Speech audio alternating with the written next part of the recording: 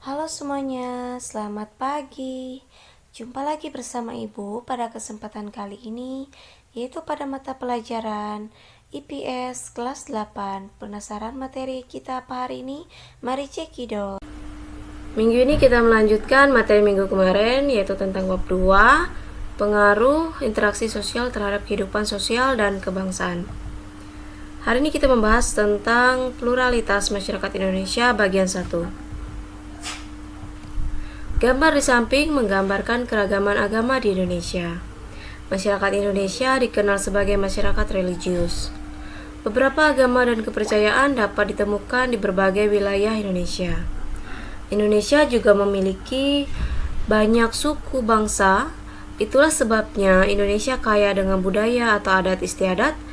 Kondisi geografis dan sosial Indonesia juga mempengaruhi berbagai kegiatan ekonomi masyarakat. Karena itu, kita dapat menemukan berbagai pekerjaan masyarakat Indonesia di berbagai tempat. Kita bahas yang pertama, yaitu tentang perbedaan agama. Setiap agama memiliki tuntunan cara persembahyangan yang berbeda. Kalian perlu mengetahui bagaimana setiap umat beragama memiliki tempat ibadah dan melaksanakan kegiatan upacara keagamaan atau persembahyangan. Mengapa kita perlu memahami berbagai kegiatan ibadah agama selain yang kita anut? Hal ini sangat penting agar dalam diri kita tumbuh sikap saling memahami dan menghargai atau bertoleransi. Sebagai contoh, ketika umat Islam melaksanakan sholat Idul Fitri di lapangan, umat lain perlu memahami bahwa kegiatan di lapangan tersebut merupakan upacara keagamaan persembahyangan. Tentu saja hanya pemeluk agama Islam yang melaksanakan kegiatan sholat Idul Fitri. Namun demikian, pemeluk agama lain membantu menciptakan suasana agar sholat berlangsung aman dan nyaman.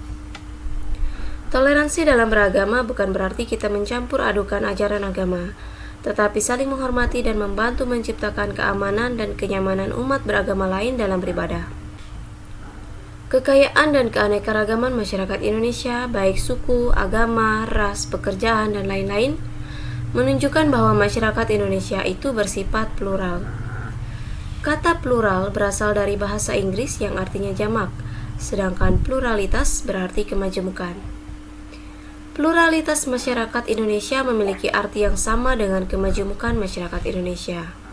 Selain istilah pluralitas, kalian juga menemukan istilah lain yang berhubungan dengan keagamaan, yakni multikultural. Multikultural berasal dari kata multi yang berarti banyak atau lebih dari dua, dan kultur artinya kebudayaan. Masyarakat multikultural adalah masyarakat yang memiliki lebih dari dua kebudayaan. Masyarakat multikultural tersusun atas berbagai budaya yang menjadi sumber nilai bagi terpeliharanya kestabilan kehidupan masyarakat pendukungnya. Keragaman budaya tersebut berfungsi untuk mempertahankan identitas dan integrasi sosial masyarakatnya. Kita bahas yang pertama, yaitu agama Islam. Pada saat ini, agama Islam merupakan agama yang dipeluk sebagian besar masyarakat Indonesia. Menurut sensus tahun 2010, sebanyak 87,2% penduduk Indonesia beragama Islam.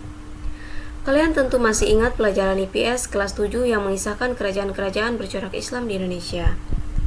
Agama Islam diperkirakan telah sampai di Indonesia pada abad ke-7 yang kemudian diikuti perkembangan kerajaan-kerajaan bercorak Islam di Indonesia. Sebelum kedatangan Islam di Indonesia, telah berkembang agama Hindu dan Buddha sejak abad ke-4 Masehi. Apabila kalian bukan beragama Islam, kalian perlu memahami berbagai hari penting yang diperingati pemeluk Islam. Hal ini bukan untuk tujuan membandingkan antara agama, tetapi supaya kita dapat membantu kelancaran kegiatan agama lainnya. Umat Islam memiliki hari besar dan dirayakan setiap tahun seperti Hari Raya Idul Fitri dan Hari Raya Idul Adha. Hari Jumat merupakan hari penting bagi umat Islam. Pada hari Jumat, semua laki-laki wajib melaksanakan ibadah sholat Jumat secara berjamaah di masjid. Selain itu, umat Islam juga memiliki beberapa hari penting yang selalu diperingati, seperti Hari Raya Tahun Baru Hijriah, Hari Kelahiran Maulid Nabi Muhammad SAW, dan Hari Turunnya Wahyu Al-Quran. B. Agama Kristen Protestan. Kristen Protestan berkembang di Indonesia selama masa kolonial Belanda atau VOC sekitar abad ke-16. Pada abad ke-20, Kristen Protestan berkembang dengan sangat pesat, ditandai dengan kedatangan para misionaris dari Eropa ke beberapa wilayah di Indonesia, seperti di wilayah barat Papua, Sumatera Utara, Sulawesi Utara, dan Jawa. C. Agama Kristen Katolik. Ada pendapat yang menyatakan bahwa agama Kristen Katolik telah masuk ke Indonesia, tepatnya di Sumatera Utara sekitar abad ke-8. Namun, pendapat tersebut belum didukung bukti-bukti yang kuat. Bukti yang paling kuat kedatangan agama Kristen Katolik bersamaan dengan penjajahan bangsa-bangsa barat ke Indonesia. Kristen Katolik tiba di Indonesia saat kedatangan bangsa Portugis dan diperkuat dengan kedatangan bangsa Spanyol. Salah satu tujuan Portugis ke Indonesia adalah menyebarkan agama Katolik Roma di Indonesia, yang dimulai di Kepulauan Maluku pada tahun 1534. Antara tahun 1546 dan 1547, pelopor misionaris Kristen Franciscus Xaverius mengunjungi pulau itu dan membaptis ribuan penduduk setempat. Selanjutnya, para misionaris giat menyebarkan agama Katolik ke berbagai wilayah di Indonesia. Hari Raya umat Kristen Katolik adalah hari raya yang diperingati setiap tanggal 25 Desember. Selain itu, umat Katolik memiliki beberapa hari penting yang juga selalu diperingati, misalnya Hari Raya Paskah dan Hari Raya Kenaikan Isa Al-Masih. D. Agama Hindu. Agama Hindu diperkirakan telah masuk ke Indonesia sejak awal abad Masehi.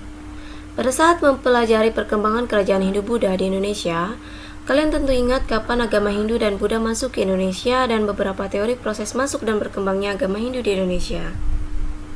Beberapa upacara keagamaan pada hari-hari penting agama Hindu, misalnya Hari Raya Galungan, Hari Raya Nyepi, dan Hari Raya Saraswati. Agama Hindu kaya akan berbagai upacara atau tradisi keagamaan. Tradisi-tradisi warisan agama dan kebudayaan agama Hindu juga mempengaruhi kebudayaan Indonesia yang masih berkembang hingga kini. E. Agama Buddha. Perkembangan agama Buddha diperkirakan terjadi bersamaan dengan perkembangan agama Hindu.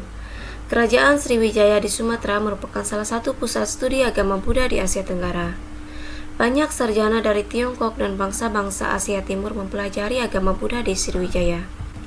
Beberapa upacara keagamaan yang dapat kalian kenal, misalnya Hari Raya Waisak dan Ulam Bana.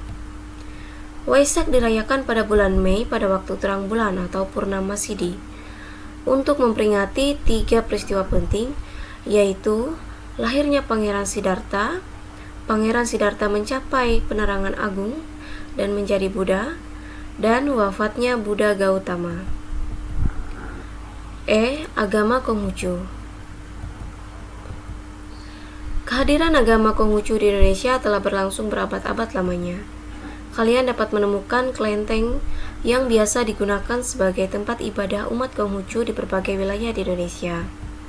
Contoh, kelenteng Ban Hing Kiong di Manado yang didirikan pada tahun 1819, kelenteng Buen Chiang So di Surabaya. Umat Konghucu banyak memiliki hari penting, tetapi hari raya yang terkenal dan telah menjadi hari libur nasional di Indonesia adalah Hari Raya Imlek. Jauh sebelum agama Islam, Kristen, Katolik, Hindu, Buddha, dan Konghucu berkembang, di Indonesia telah berkembang berbagai aliran kepercayaan. Sampai saat ini, kalian dapat menemukan berbagai aliran kepercayaan yang dianut sebagian masyarakat Indonesia. Berbagai aliran kepercayaan sebagian telah berkembang sejak masa praaksara. Sekian materi pembelajaran kita pada hari ini. Jangan lupa ikuti kegiatan belajar berikutnya dengan cara menonton video pembelajaran selanjutnya, yaitu materi tentang pluralitas masyarakat Indonesia bagian kedua. Terima kasih sudah menonton dan semoga bermanfaat.